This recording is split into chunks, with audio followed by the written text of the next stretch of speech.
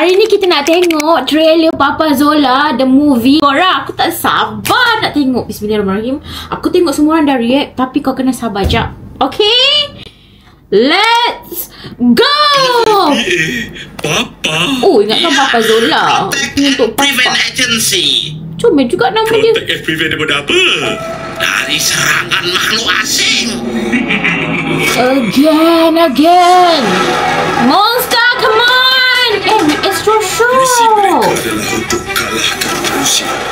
Boleh ke nak kalahkan manusia dia ni? Dunia game simulasi. Imagine dunia jadi kuasa simulasi korang. Kenapa tukar? Oh my god, yang bertukar-tukar Papa Zola. Heads up! Wow, macam hot. Tak boleh jadi hot lah Papa Zola. Terlalu green flag.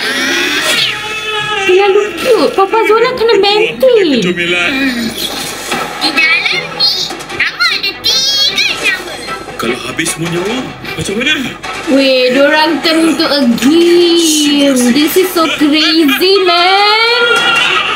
Family kau dan Zina dah sempurna, Zola. Papa Zola tak singkul dah.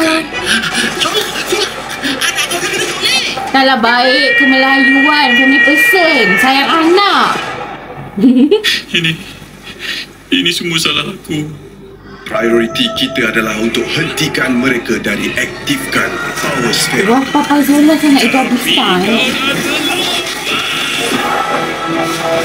Oh, this is so...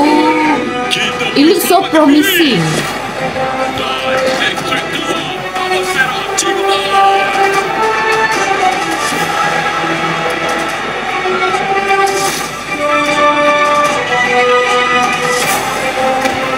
Kisah apa jadi? Kita kena selamatkan anak kita.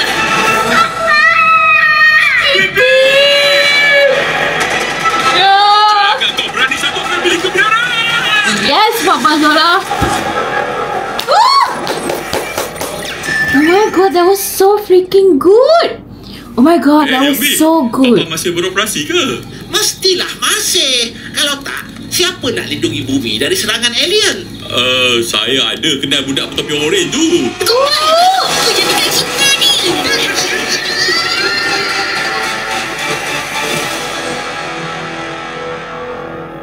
What was with the end? Ini akan keluar pada 11 Disember 2025. First, dia sangat promising Dalam cerita tu kau macam tak boleh faham. Boleh tak diorang keluarkan je semua? Boleh tak diorang tayang terus? Okay, never mind. Tapi Papa Zola nampak macam mula tu hot. Tapi Papa Zola tetap dengan clumsiness-nya korang. Papa Zola nampak sangat macam family person. Macam sayang gila family dia. This is such a green flag guy. Kita love. I tak sabar. So korang komen kat bawah. Korang rasa trailer ni macam mana? Mantap ke tak? Let me know dekat comment section, okay?